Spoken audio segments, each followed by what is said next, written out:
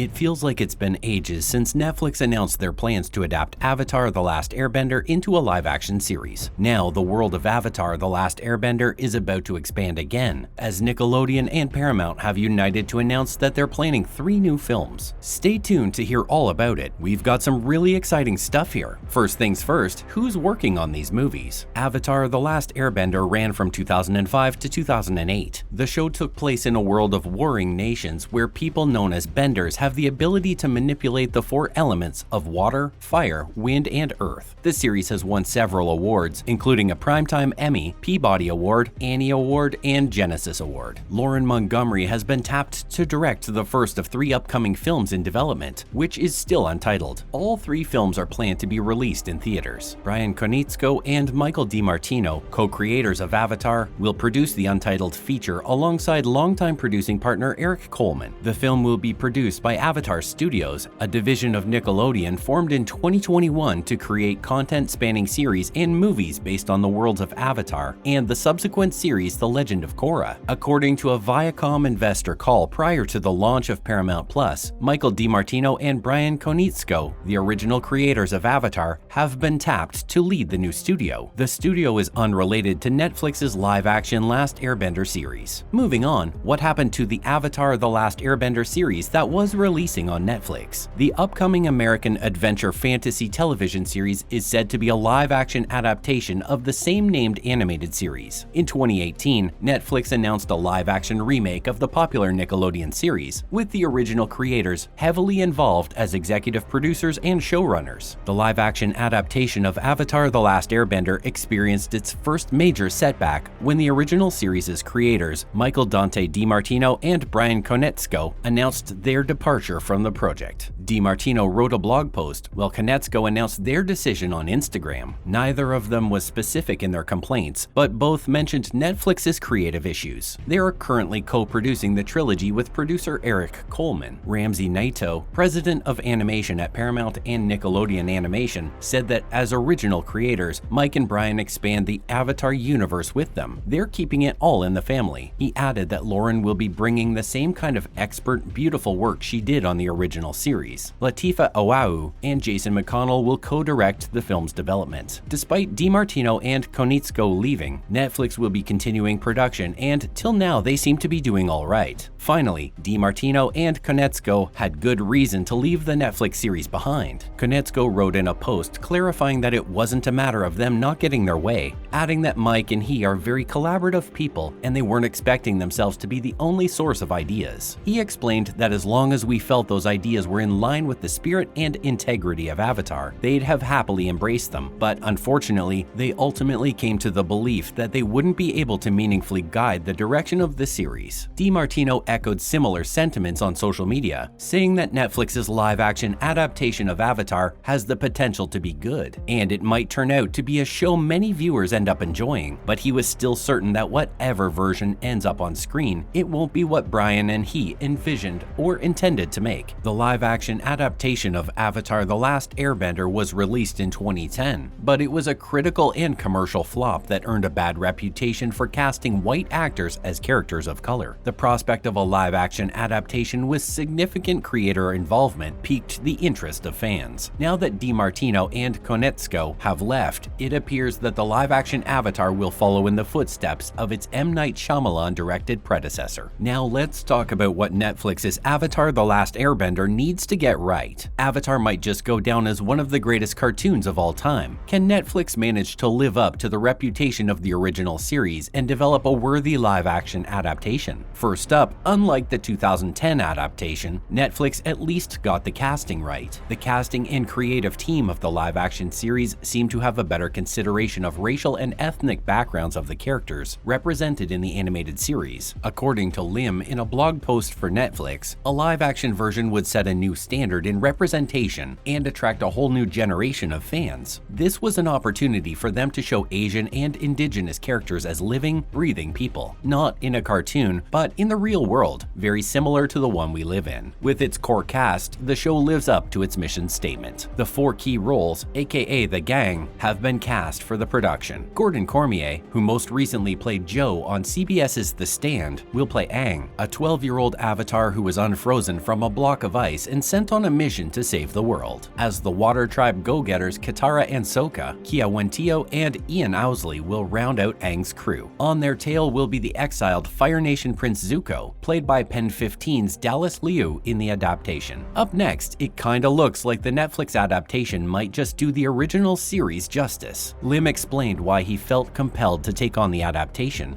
as well as his reservations about adapting something as beloved as Avatar: The Last Airbender into live action, which hasn't always gone well. He said his first thought was, what was there that they could do or say with the story that wasn't already done or said in the original? He added that ATLA had only grown in popularity over the last decade and a half, which is proof of how complete and relatable a narrative experience it had been. So we'll ask the obvious, if it ain't broken, why fix it? The more Lim thought about it, the more intrigued he became. VFX technology has advanced to the point where a live-action version can not only faithfully translate what has been done in animation, but can bring a rich new visual dimension to a fantastic world. Because of Netflix's format, they were able to reimagine a story that had been previously told in self-contained half-hour episodes as an ongoing serialized narrative. That meant story points and emotional arcs that the audience loved so much in the original could be given even more room to breathe and grow. Lim also promised that they would be expanding and growing the world, and there will be surprises for existing fans and those new to the tale, but also added that his main goal was authenticity in adapting the story and in finding the right people to do the adapting. Now, let's talk about the absolute mess that was the 2010 Avatar adaptation. Is the live-action Avatar: The Last Airbender as awful as we remember? Unfortunately, if anything, it's worse. Even before it hit theaters, M. Night Shyamalan's live-action adaptation of Avatar: The Last Airbender was pretty much doomed. Some people called for a boycott of the film after Shyamalan recast the series' Inuit and Asian characters with white actors. After that, controversy aside, the film was critically panned upon its initial release, with Robert Ebert calling it an agonizing experience in every category I can think of, and others yet to be invented. Lastly, we're counting on Netflix to fix what M. Shyamalan ruined. The film took advantage of fans' goodwill by covering multiple episodes worth of story through laborious exposition. Part of the pacing issue will be solved by making the reboot a TV series rather than a short film, but the new series will still face an issue that has grown in importance in recent years. Why retell an existing well-told story rather than create a new one? Many recent remakes, reboots, and adaptations, Artemis Fowl, The Lion King, and Men in Black International being a few examples, have fallen into the same trap, rehashing old material rather than exploring new territory. The remake appears to be an ideal opportunity to right that wrong, as well as possibly further develop the amalgamation of Asian cultures that serves primarily as set dressing in the animated series. The live-action Last Airbender is shocking to revisit because, aside from its casting, it fails on so many levels. It is, however, a reminder of both the superficial and deeper reasons why turning the animated series into a live-action film or show is appealing. On the surface, it appears to be an opportunity to get lost in a fantasy world. Go deeper, and it becomes an opportunity to tell a story properly. Not just to retell a story, but to make it more meaningful, giving more consideration to the cultures from which the animated series is clearly drawing, and providing a rare opportunity to produce a major work primarily with actors of Asian and indigenous descent. The Last Airbender may be one step back in an ideal world, but the upcoming live-action series may be 2 steps forward. That's a wrap for this video. Do you think the upcoming ATLA adaptations could do the series justice this time? Let us know in the comments below. Make sure to give this video a thumbs up and subscribe to our channel for more videos like this. See you in the next one.